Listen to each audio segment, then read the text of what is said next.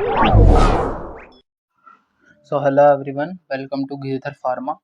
जैसा कि हमारा टॉपिक सब्जेक्ट जो चल रहा था वो चल रहा था फार्माकोग्नोसी एंड फाइटोकेमिस्ट्री, जिसकी कि हम थर्ड यूनिट पर थे। ठीक है ना। बेसिकली थर्ड यूनिट जिसको क्या आज हम पढ़ेंगे, जिसमें है प्लांट टिश्यू कल्चर, जिसमें कि हम पूरी कंप्लीट एक ही यूनिट में बेसिकली कंप्लीट कर लेंगे इसको। ठीक है ना। एक ही लेक्चर में हमारा कंप्लीट हो जाएगा। इसी के जो आपको पीडीएफ नोट्स हैं वो आपको टेलीग्राम चैनल पर मिल जाएंगे। टेलीग्राम चैनल का लिंक आपको डिस्क्रिप्शन में मिल जाएगा। तो आइए हम अपनी बिना किसी देरी करते हुए स्टार्ट करते हैं।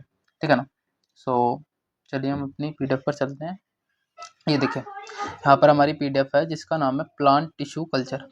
प्लांट टिश्यू कल्चर में हमारी सबसे पहले आती है कि लेबोरेटरी रिक्वायरमेंट्स क्या क्या है हमारी फॉर प्लांट टिश्यू कल्चर के लिए। तो सबसे पहले क्या होना चाहिए, आपके पास लेबोरेटरी स्पेस होना चाहिए। अब आपको पता है कि अगर आप किसी भी चीज़ की रिक्वायरमेंट रखते हैं तो आपके पास स्पेस होनी चाहिए। जब बात चल रही है यहाँ पर laboratory requirement for plant tissue culture की, तो आपके पास लेबोरेटरी का स्पेस होना चाहिए। उसके बाद है कल्चर रूम होना चाहिए, जहाँ पर आप कल्चर मीडिया को प्रिपेयर करेंगे। उसके बाद आपका culture vessels and their washing, मतलब कि जो भी कल्चर मीडिया है उसको वॉश करने के लिए प्रॉपर आपके पास वॉशिंग मीडियम होना चाहिए। स्टरलाइजेशन होना चाहिए, ड्राई हीट मेथड होना चाहिए, फ्लेम स्टरलाइजेशन होना चाहिए, ऑटोक्लेविंग, लैमिनार एयर फ्लो, ये सभी आपको पता है।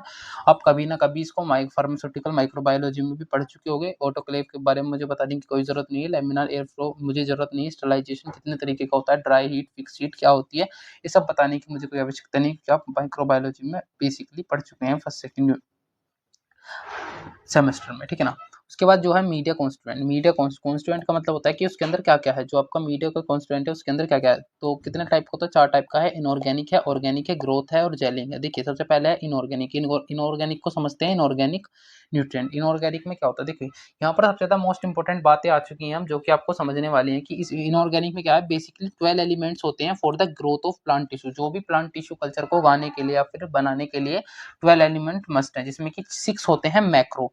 देखो माइक्रो मतलब थोड़े, मैक्रो मतलब ज्यादा अमाउंट में। ठीक है ना। 6 माइक्रो एलिमेंट है। ये मैक्रो मतलब है जिनकी कंसंट्रेशन ग्रेटर देन होनी चाहिए 0.5 मोल पर 1 तक। ठीक है ना। इससे ज्यादा इसकी कंसंट्रेशन होनी चाहिए। इससे ज्यादा, किससे ज्यादा, 0.5 मोल इनवर्स तक। ठीक है। इसमें कौन कौन से 6 हैं, देखिए मैं आपको हाईलाइटेड करके बता देता हूँ। सबसे पहले नाइट्रोजन, फिर है पोटेशियम, ठीक है ना, फिर है फॉस्फोरस, पोटेशियम, कैल्शियम, मैग्नीशियम और सल्फर। ठीक है ना। ये 6 आएंगे आपके मैक्रो में, जिसमें कि ज्यादा जरूरत है। अब माइक्रो में कौन कौन सा आएगा, आपका आयरन आएगा, जिंक आएगा, मैग्नीज आएगा, कॉपर आएगा, बोरोन आएगा और मोलिब्डेनम आएगा। ठीक है ना। ये सभी के सभी आपको कुछ याद होना हो, अगर कहीं पर भी इस टाइप का क्वेश्चन आता है तो आप उसमें इजीली लिख सकते हैं कि हमारे पास प्लांट टिश्यू कल्चर के न्यूट्रिएंट कितने तरीके के होते हैं, 4 तरीके के। अब ऑर्गेनिक में देखते हैं ऑर्गेनिक में क्या क्या आता है। देखिए यार, ऑर्गेनिक में क्या आता है, ऑर्गेनिक में organic nutrient can be classified into nitrogen source. Nitrogen source के ऊपर ये डिफाइंड होता है। नाइट्रोजन सोर्स कौन से होते हैं, फॉर द ऑप्टिमम ग्रोथ, ज़्यादा से ज़्यादा ग्रोथ के लिए one of the most vitamin और अमीनो एसिड। विटामिन और एमिनो में थाइमिन आएगा, निकोटिनिक एसिड आएगा और इनोसिटोल आएगा। ठीक है। ग्रोथ हार्मोन हम पिछले लेक्चर्स में पढ़ चुके हैं। ऑक्सिन को कंप्लीट पढ़ चुके हैं, साइटोकाइनिन को, जिब्रेलिन को, थाइलिन को, एब्सिसिक एसिड को। अगर आपने नहीं पढ़ा तो आप प्लीज़ चैनल पर विजिट करके आप गिर सकते हैं। ठीक है ना। आपको मेरी वीडियो मिल जाएगी, गिरधर फार्मा के नाम से आप घेर सकते हैं। उसके बाद types of plant tissue culture कितने टाइप के होते हैं। तो देखिए, स्टेम कल्चर हो सकता है, एंथर कल्चर। स्टेम क्या है, स्टेम प्लांट का एक पार्ट है। एंथर क्या है, एंथर भी प्लांट का एक पार्ट है। पोलन ग्रेन्स के बारे में आपने सुना होगा। पोलन कल्चर, एम्ब्रियो भी प्लांट का ही पार्ट है। सभी प्लांट के ओवरी और प्रोप्लास्ट कल्चर और हेयरी रूट कल्चर। देखिए यार, मैंने यहाँ पर आपको कुछ समझाने की कोशिश करी हुई है। देखिए यहाँ पर क्या करेंगे, सबसे पहले एक लीफ लेंगे, लीफ को पील करेंगे, छीलेंगे और स्टरलाइज करेंगे उसको, लीफ को, ताकि उसके अंदर जितनी माइक्रो ऑर्गेनिज्म की अगर कोई ग्रोथ है तो वहाँ वो खत्म हो जाए। उसके बाद क्या करेंगे, लीफ के सेगमेंट करेंगे। इसी लीफ को यहाँ पर छोटे छोटे टुकड़ों में हमने काट कर यहाँ पर रख दिया। उसके बाद क्या करेंगे, ये बेसिकली प्लाज्मोडियम नहीं है, ये है प्रोटोप्लास्ट कल्चर। ठीक है ना। ये प्रोटोप्लास्ट, ये मुझसे लिखने में थोड़ी सी गड़बड़ हो गई, ये प्रोटोप्लास्ट कल्चर है। ठीक है ना। फिर प्रोटोप्लास्ट निकाल कर इसका क्या करेंगे, रिलीज करेंगे प्रोटोप्लास्ट को एक टेस्ट ट्यूब में, ये यहाँ पर टेस्ट ट्यूब। उसके बाद क्या करेंगे, उसके बाद प्लेटिंग ऑफ प्रोटोप्लास्ट, मतलब जो आपका प्रोप्लास्ट है इसको प्लेट में निकाल कर रख देंगे। उसके बाद क्या करेंगे, इसके ऊपर सेल वॉल आ जाएगी, फिर उसके बाद माइक्रोसिलाई आ जाएगी। उसके बाद एक कैलस का फॉर्मेशन कर ले। कैलस मतलब ऐसे छोटे छोटे छोटे ऐसे धब्बे से इस टाइप का, और फिर से उसे पी लेंगे। तो ये क्या कौन सा है, यह प्रोप्लास्ट आइसोलेशन प्रोसीजर, मतलब प्रोप्लास्ट को कैसे निकालेंगे एक लीफ में से। अब इसकी जो एप्लीकेशन है वो बहुत ज़्यादा इंपॉर्टेंट है, जो कि फार्माकोग्नोसी के अंडर अगर कुछ पूछी जाती है तो एप्लीकेशन ही पूछी जाएंगी। किस किस में यूज होता है? Production of secondary metabolite. Secondary metabolite आप जानते हो प्राइमरी और सेकेंडरी टू टाइप्स के मेटाबोलाइट्स होते हैं। उसके बाद ये बायो ट्रांसफॉर्मेशन, बायो ट्रांसफॉर्मेशन आप जानते हो जो आगे जाके मेटाबॉलिज्म कैटाबॉलिज्म होता है। उसके बाद है माइक्रो प्रोपोगेशन, जो आप प्रोपोगेशन करते हैं, कोलोनल प्रोपोगेशन और सेल इमोबिलाइजेशन, ठीक है ना। उसके बाद जो हमारा एक नेक्स्ट टॉपिक है एडिबल वैक्सीन। बेसिकली इसके ऊपर शॉर्ट नोट आ जाता है, या फिर देखो लॉन्ग क्वेश्चन में कभी भी नहीं पूछी जाएगी, क्योंकि एडिबल वैक्सीन कोई इतना बड़ा टॉपिक नहीं है। या तो ये 2 नंबर में आएगा या 7 नंबर में आएगा यूनिवर्सिटी में, हमेशा ध्यान रखना। Edible vaccine are the transgenic plant and animal based production. अब आपको पता होना चाहिए कि एडिबल वैक्सीन जो हो सकती है वो प्लांट बेस्ड भी हो सकती है और एनिमल बेस्ड भी प्रोडक्शन हो सकते हैं। और those that contain agent trigger the animal immune response, ये इम्यून रिस्पॉन्स के लिए रिस्पॉन्सिबल है। इसको सिंपल वे में बताने की कोशिश करूँ तो मैं आपको edible vaccine are the plant और एनिमल मेड बाय फार्मास्यूटिकल्स। जो भी फार्मास्यूटिकल्स बनते हैं वो एनिमल वैक्सीन के किसके यूज करते हैं? प्लांट और एनिमल बेस्ड को, ठीक है ना।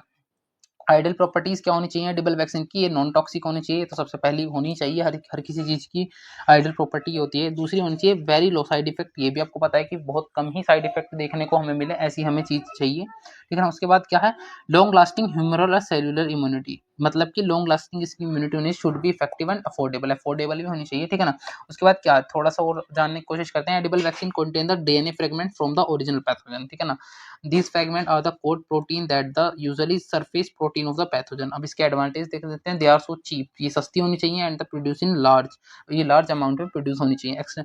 Extensive storage facility like cold storage are not the required, इनके लिए कोई भी ठंडी चीज़ों की रिक्वायर्ड नहीं होनी चाहिए। ऐसा नहीं होना चाहिए कि इनको रखने के लिए आपको फ्रिज या अलग से कुछ फैसिलिटी करनी चाहिए, ये इसका एडवांटेज है। इसको आप कहीं भी रख सकते हैं, ठीक है। उसके बाद देखो मैंने उसके बाद कुछ समझाने की कोशिश करी है, ये मैंने वही प्रोप्लास्ट आइसोलेशन प्रोसीजर आपको बताया जो मैंने पीछे समझा रखा था, उसको मैंने इजी वे में करा था। यहाँ पर थोड़ा सा डिफिकल्ट है, आप इसको भी प्रीफर कर सकते हैं।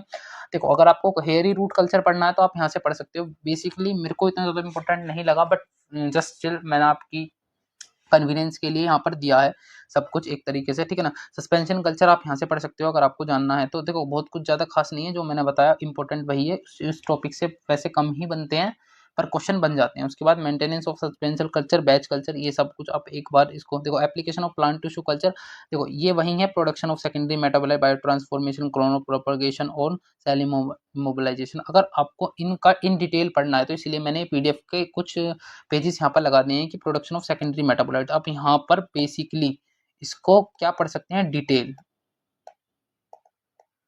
आप इसकी डिटेल स्टडी कर सकते हैं, ठीक है ना। उसके बाद बायो ट्रांसफॉर्मेशन अगर आपको डिटेल में पढ़ना है तो आप यहाँ से पढ़ सकते हैं। कोलोनल प्रोपोगेशन और माइक्रो प्रोपोगेशन अगर आपको डिटेल में पढ़ना है तो आप यहाँ से पढ़ सकते हैं। उसके बाद ऐसा कुछ भी नहीं है। Thank you so much. अगर आपको ये लेक्चर अच्छा लगा हो तो प्लीज़ लाइक और सब्सक्राइब कर देना, ठीक है ना। और जो भी आपको पीडीएफ वगैरह है सब कुछ आपको अवेलेबल हो जाएगा टेलीग्राम पर। टेलीग्राम चैनल का लिंक मैंने नीचे डिस्क्रिप्शन में लगाया हुआ है। सो इसी के साथ नेक्स्ट वीडियो में जल्दी मिलते हैं। यूनिट 4 स्टार्ट करेंगे फार्माकोग्नोसी की, ठीक है। Okay, thank you.